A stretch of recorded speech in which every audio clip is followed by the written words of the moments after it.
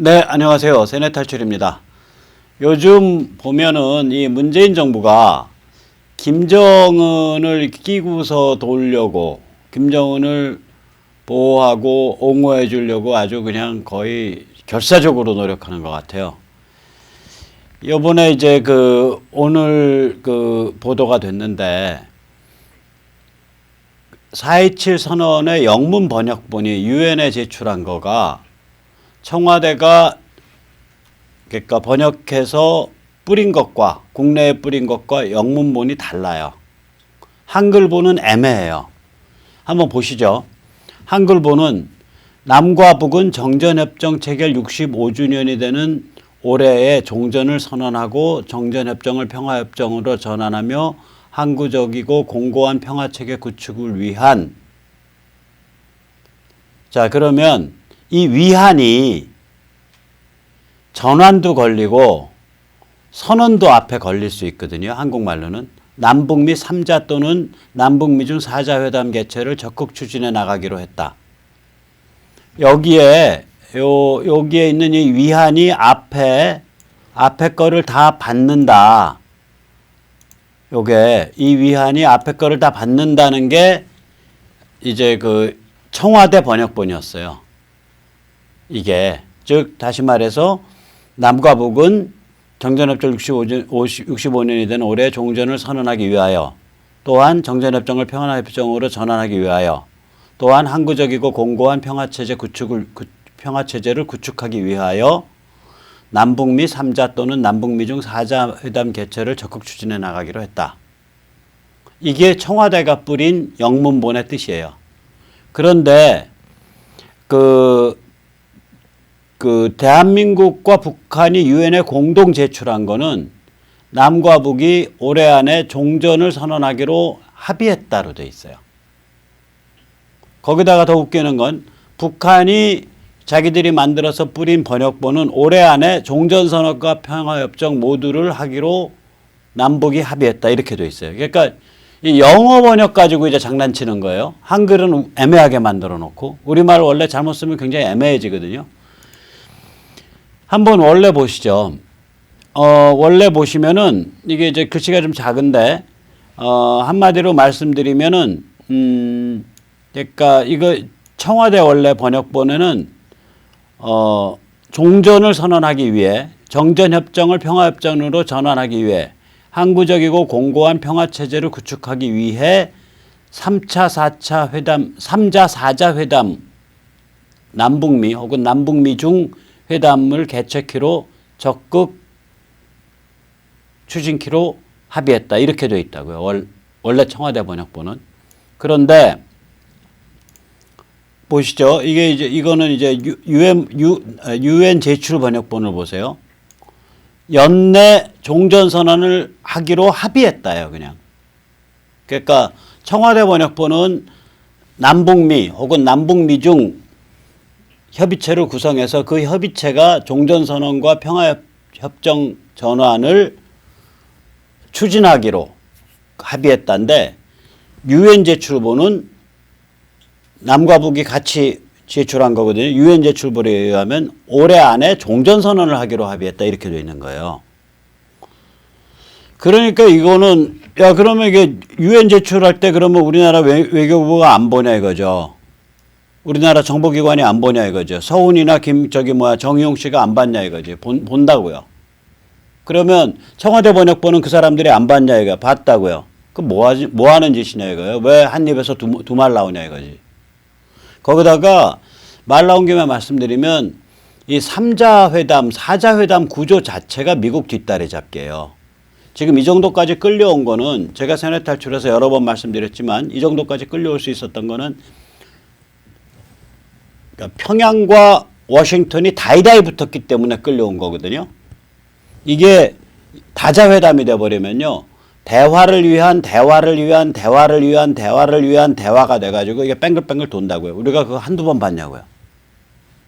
평양과 워싱턴이 다이다이 붙어가지고 미국 쪽이 김정은한테 너 죽을래? 안 죽을래면은 비핵화해. 이렇게 최대 압박을 가하는 상태에서 결실이 일어나는 거지 이게 다자회담한다고 결실이 안 일어나는 거예요.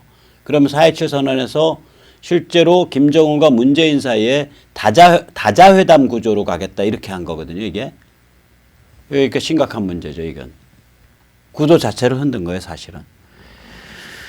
자, 여기 정도의 문제가 아니라 이게 이제 행태를 보면 굉장히 뭐가 문재인 정부가 지금 급해요. 이게 뭐가 급한가 한번 보시죠. 우선 이제 국회가 야 4.27 선언 뭐 비준하려며 그럼 비준하든 말든 그거 좀 접어두고 돈 얼마나 들어 하고 이제 그래도 체면이 있으니까 국회로서의 그 추정 예산을 보고해라 그랬더니 앞으로 수십조 원이 들 일을 달랑 올해 내년에 들 6,438억이라고 보고한 거예요. 아니 앞으로 내내 들어갈 돈인데 수십조 원이 이걸 어떻게 6,438억만 얘기하냐고요. 그 다음에 국회에 이제 4.27 비준을 압박하고 있죠. 문재인 대통령이 요번에 비준 안 하겠다 뭐 이런 그 비준 자꾸 미뤄지고 이런 거에 대해서 비난했던가? 그건 잘 기억이 안 나네요. 아무튼 평양 안 가는 거에 대해서는 당리당략이라고 비난했죠. 국회의원들에게 평양회담을 동행해라라고 살짝 윽박지른 거거든요. 그 동행하자 그랬더니 그 전날 좀 곤란하다. 지금 회기 시작한 지 얼마 안 되고 그렇게 해서 문희상이나 이런 사람들이 한 발 뺐는데 그걸 다음날 그냥 일방적으로 발표를 해버린 거 아니에요. 그러니까 이제 당연히 이제 국회의원들도 뭐 한 명 한 명이 헌법기관이고 무서운 게 없는 사람들이잖아요. 그러니까 그냥 대놓고 거절해버렸죠. 이유 자체는 뭐 국회 회기라든지 그 프로토콜이라든지 뭐 이런 거를 이유로 들었지만 실제로는 국회의원들도 이제 눈치 까는 거예요. 야, 이거 좀 심상치 않은데 이거 갖다가 괜히 뭐 이상한 데 말려드는 거 아니야? 거절하는 거죠. 자, 거기다 이제 국회 어저께 이제 우리 조성환 교수 모시고서 얘기했지만 4.27 비준 압박을 아주 강하게 비준할 걸 압박하고 있는데 이게 이제 그 단적인 예로 하나 들자면은 4.27 선언에서는 그 민족 자주 원칙에 의한 통일을 얘기하고 우리 헌법에서는 자유민주주의를 기본 질서로 한 평화 통일을 얘기하고 있단 말이죠. 그러니까 통일 방식에서부터 헌법과 어긋나는 거예요. 그럼 헌법과 어긋나는 선언을 국회가 헌법의 하위인 법률적 효력을 갖는 조약으로서의 준하게 비준한다? 말이 안 되죠. 그 순간 한순간 국회의원 전체가 위헌사범이 되는 거거든요. 이거 엉터리 같은 짓을 이렇게 막 서두르고 있다고요. 이게 왜 이런 의도를 가지고 이렇게 엉터리 같은 짓을 서두르나 생각을 해보면 이 문재인 정부 입장에서는 김정은과 문재인이 밀착하는 그림을 연출해서 미국을 압박하고 북한에 힘을 실어주는 그런 목적을 가지고 있다고 보입니다. 거의 이게 쫓기는 듯이 급하거든요. 이거 좀 천천히 하면 안 되나? 좀 봐가면서. 근데 굉장히 급하게 서두르고 있다고요. 그러니까 이제 요번에 이제 이런 승부수거든요. 뭐냐면 추석 전에 평양에 가서 뭐 민족 상봉을 어쩌고 저쩌고 하고 추석을 맞이해서 남북 정상회담이 어쩌고 저쩌고 해서 크게 그림 잡아가지고 또 그냥 기레기들이 전부 이제 문비어천가 써갈기고 그렇게 해서 민심을 뒤집겠다 이런 생각이 하나가 있는 거고 달리 보면은 그거보다 좀 더 큰 그림이 있는 것 같아요. 그러니까 뭔가 굉장히 급해요. 근데 일단 민심부터 한번 살펴보죠. 과연 이번에 문재인이 평양에 가서 김정은하고 또 쎄쎄쎄 하는 그림을 연출하면 민심이 돌아올까요? 저는 그렇게 안 보거든요. 이게 이제 그 미펜툰에서 나온 그 우리 윤서인 작가가 요새 좀 고생 좀 하고 있죠. 저기 뭐야 그 백남기 저것 때문에 고생을 하고 있는데 그 윤서인 작가의 미펜툰 내용이죠. 근데 그 여기 보면 이게 정확히 본 거죠. 지난달에 월 취업자 수가 5,000명밖에 증가를 안 했어요. 그러니까 안 되겠다. 직을 걸고 개선해 보겠습니다. 했는데 이번 달에는 월 3,000명밖에 취업을 안 했죠. 그리고 40대 일자리가 엄청 날라갔어요. 40대면 제일 이제 애들 기르고 이럴 때 제일 부담이 많은 그 나이가 시작되는 건데 40대, 50대가 일자리가 엄청 날라갔다고요. 그러니까 이거는 지금 거의 그 한국 경제가 지금 이상 증상을 보이고 있거든요. 이게 여러 가지 이유가 있어요. 하나는 뭐냐면 이 황금 직장에 다니는 공기업이나 대기업에 다니는 조직 귀족 노동자하고 자유 노동자 사이에 완전히 벌어져 있는 거예요. 그러니까 노동시장에서 취약한 입장을 가진 노동시장의 약자들이 더 당하고 있다고요. 왜 그러냐면 이걸 뭐 예를 들어서 정규직화해라. 그리고 최저임금을 확 늘려버리니까 그 무슨 일이 벌어졌냐. 머리 숫자 자체를 줄여버린 거예요. 이거 지금 아직 올해 말 내년 초에 지금 아마 그 시간 강사 조교가 한 2, 3만 명 또 쫓겨나거든요. 왜 그러냐면 정규직화 해야 되고 임금 많이 줘야 되니까 사람 머리 숫자 줄인다고요. 그러니까 옛날에는 여기에 여러 사람이 드나들면서 이렇게 나눠 먹던 빵이 지금 확 줄어버린 거거든요. 그 다음에 이제 수출 대비 내수로 또 분열돼요. 그러니까 수출 쪽에 있는 데들은 그래도 유지가 돼요. 괜찮아요. 수출이나 공기업에 다니는 데들은. 근데 내수다 그래버리면 이거 골로 가는 거예요, 이제.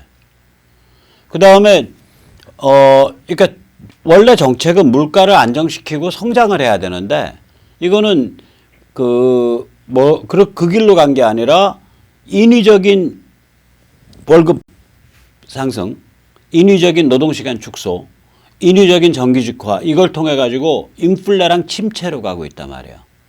거기다 기업가들 막 잡아넣잖아요. 롯데 같으면 뭐 십몇 년형 막 이렇게 때리고 이렇게 되면 기업가들이 또 가진 사람들이 투자를 안 하려고 그래요. 투자라는 건 모험을 하겠다는 의지인데 이 모험 의지를 다 꺾어버린 거라고요. 그러니까 사람들이 어떻게 되냐면 모험이 있는 자산, 주식이라든지 투자에 대한 걸 안 하고 안전자산을 선호하죠. 제일 안전한 자산이 뭐예요? 아파트죠. 그것도 잘 거래되는 지역의 아파트. 그러니까 아파트 값이 이렇게 이상 증세를 보이는 건 부동산 정책 하나 때문이 아니에요. 이거 뭐냐면은 아파트 값이 이상 증세를 보이는 건 가진 사람들이, 돈 가진 사람들이, 투자할 수 있는 사람들이 투자할 데가 없다라고 판단하는 거라고요, 이게. 투자할 데가 없다. 자영업, 그래도 가게 하나 내볼까? 조그만 사업 하나 벌려볼까? 이러던 사람들이 그런 사람들 다 5억, 10억은 다 동원할 수 있는 사람들 아니에요. 투자할 데가 없는 거예요.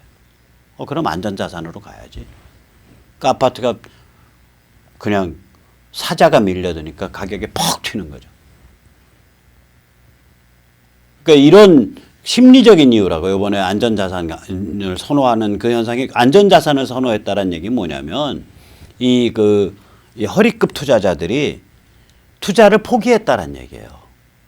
그러니까 부동산 가격 상승이 문제가 아니라 이렇게 이 안전자산 선호로 확 돌았다는 얘기는 앞으로 가게도 안 생기고 중소기업도 안 생긴다는 뜻이라고요.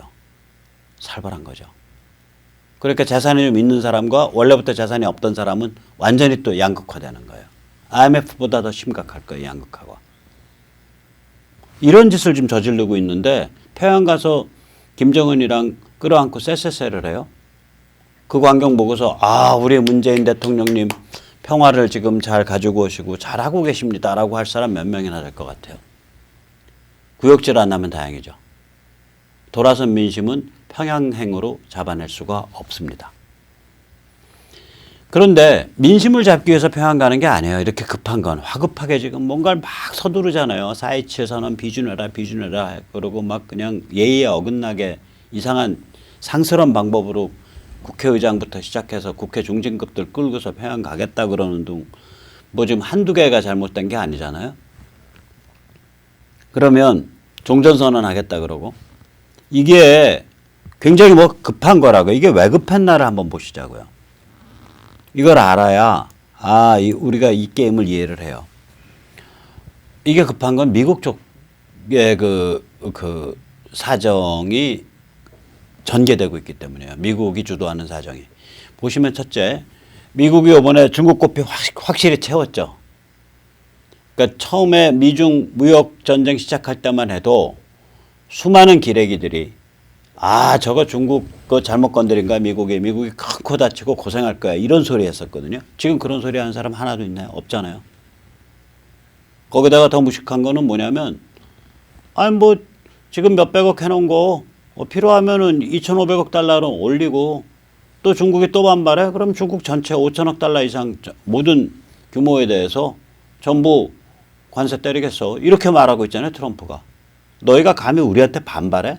더 당해봐 임마. 그러니까 중국 고삐를 완전히 이제 조인 거거든요. 그러니까 중국 안에서 지금 시위 많아지고 있고요. 중국도 금융부실화가 겹쳐져 있어요. 그래가지고 중국이 지금 사회 불안정 비슷한 상태로 가고 있고 시진핑에 대한 원망이 커지고 있다고요. 중국인들 사이에서. 그러니까 중국 고삐를 확실히 잡은 거죠. 미국이. 두 번째로는 저는 이거 뭐 배트공에서 배자 빼고 트공융합이라고 부르는데 원래 트럼프는 공화당 입장에서 보면 굴러 들어온 개족보예요. 쌍말로 말해서. 굴러 들어온 돌이에요, 이거. 이 사람 원래 공화당에 무슨 뭐 기반이 있던 사람도 아니고 아무것도 아니거든요. 그런데 지금 요번 11월 6일 날 치러지는 중간선거를 통해서 이게 거의 승리할 걸로 지금 저는 보고 있는데 트럼프와 공화당의 융합이 완성돼요. 이게 무시무시한 의미를 가져요. 생각을 해보세요. 큰일을 저지르려고 그럴 때 뒤를 내 뒤에서 있는 동지가 내 등짝에 칼질하면 나는 골로 가는 거예요.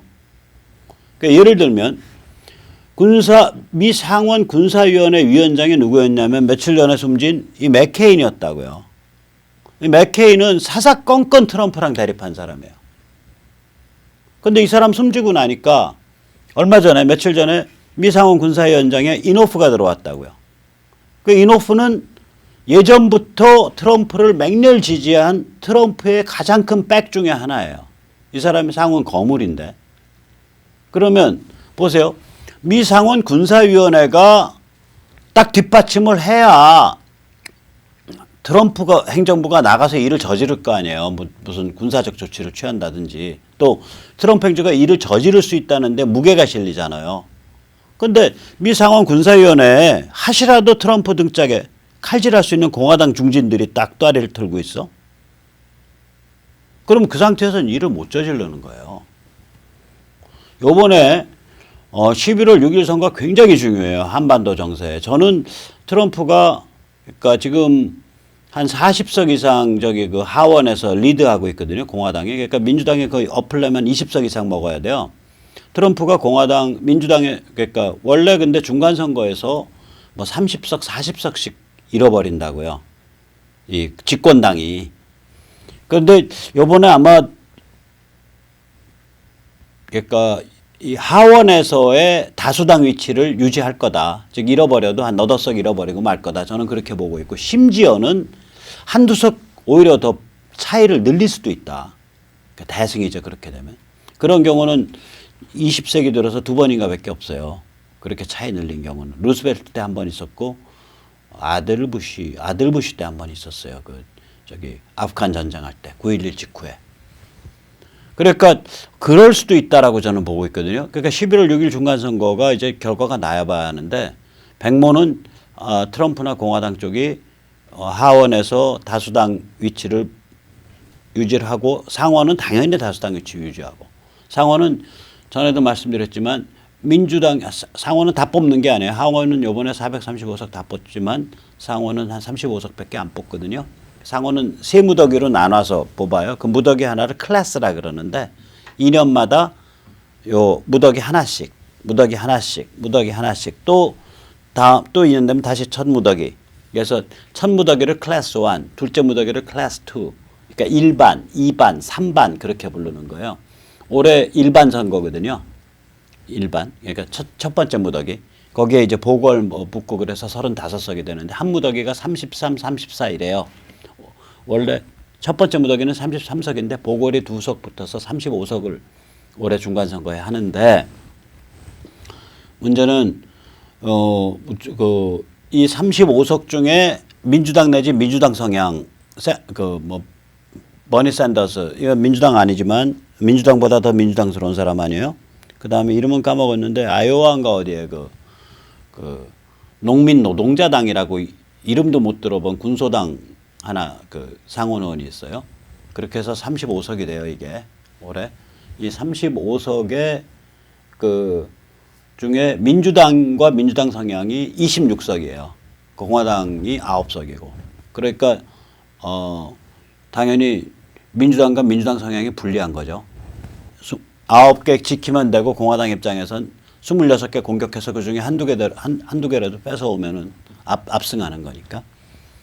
그래서 상원은 머저리티 유지가 거의 확실하고요. 다수당 유지가. 하원 435석 전체에 대해서는 지금 정도, 그러니까 지금보다 좀 깎이긴 하지만 머저리티가 유지되든가 아니면 지금보다 오히려 격차가 벌어지든가 이런 일이 벌어지지 않을까 그렇게 생각을 합니다.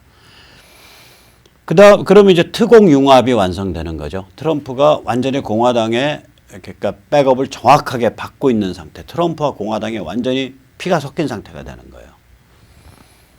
만약에 이번 중간선거 잘 치러내면 지금도 벌써 그래요. 후보들이 전부 트럼프 못 불러서 안달이고 트럼프가 이제 가서 MAGA, Make America Great Again, MAGA라고 MAGA라고 부르는 대중집회를 여는데 이 사람이 연설을 쉽게 잘하니까 1시간 정도 1시간 반 정도 마이크 잡고 모인 수만 청중을 들었다 놨다 한다고요. 그러니까 트럼프 한 번씩 왔다 가면 힘을 확 받으니까 이제 일주일에 하루 정도씩 돌아다니거든요. 못 돌아다니는 주도 있고 그러니까 이제 서로 부르려고 그러고 있죠. 세 번째 미국에서 일어나고 있는 일은 다는 아닌데 민주당 내부에 대북 강경 목소리가 강해지고 있어요. 일부가. 그러니까 민주당 의원 및 지지자들은 확실하게 이 북한에 대해서 아주 화가 나 있는 상태고 지지자들이 그런 성향이니까 의원들도 대북 강경 노선을 발언을 많이 하죠. 그래서 요새는 트럼프로 오히려 야단을 치죠. 왜 너 그따위로 했냐. 쟤들한테 얻을 게 뭐 있다고. 강경하게 나가야 된다. 이런 얘기를 많이 해요. 네 번째는 뭐냐면 트럼프가 이걸 내셔널 아젠다 넘버 1으로 만들어 놨잖아요. 북한 핵 미사일 해결을. 그러니까 이게 아젠다가 한번 이렇게 넘버 1으로 딱 되면 옛날에 미국 대통령들은 아니랬어요. 옛날에 미국 대통령들은 이렇게 전문 외교관들, 그러니까 국무성 관리나 국무성 장관, 국무성 차관 이런 사람급에서 보내가지고 계속 다자회담을 시키면서 자기는 팔짱 끼고 뒤로 나자빠져 있었다고요. 그러니까 일반 국민한테는 이게 아젠다의 심각성이 이렇게 뒤로 밀려 있는 거죠. 심리적으로. 내셔널 아젠다에서 5번, 6번, 7번, 8번도 못 미치는 거예요. 그 앞에 무슨 의료보험이라든지 무슨 복지정책 문제, 이민자 단속 문제, 교육 문제 이런 게 앞으로 줄줄이 올라가 있는 거죠. 근데 지금은 이게 이 아젠다가 북핵 해결이라는 게 아젠다가 넘버 1으로 올라와 있단 말이에요. 이게 넘버 1으로 한번 올라가면요. 안 떨어져요. 빌보드 차트 1번 올라가면 10분 만에 안 떨어지잖아요. 그냥 며칠 가는 거 아니에요. 넘버 1 올라가 있기 때문에 이게 뭐냐면 한번 이렇게 넘버 1 올라가면 트럼프 입장에서는 자기가 넘버 1으로 만든 거 아니에요. 아젠다 1번 아젠다로. 트럼프 입장에서는 조만간에 결판을 내야죠. 이 방식이든 저 방식이든. 그 타이밍이 다가오고 있는 거예요. 아마 이제 중간선거 후에 정확한 이제 모습이 좀 더 드러날 텐데 어떤 방식으로 결판 낼지. 다섯 번째는 뭐냐면 명분 축적이 거의 다 됐잖아요. 뭐냐면 최선을 다해서 대화 노력을 기울였는데 성과가 없다 별로.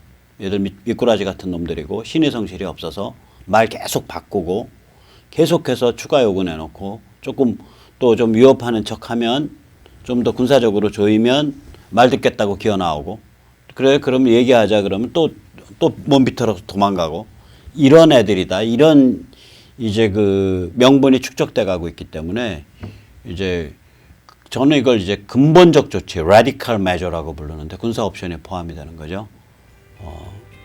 핵심은 regime change, 체제 변경입니다. 근본적 조치를 취할 수 있는 여건이 성숙돼 가고 있죠.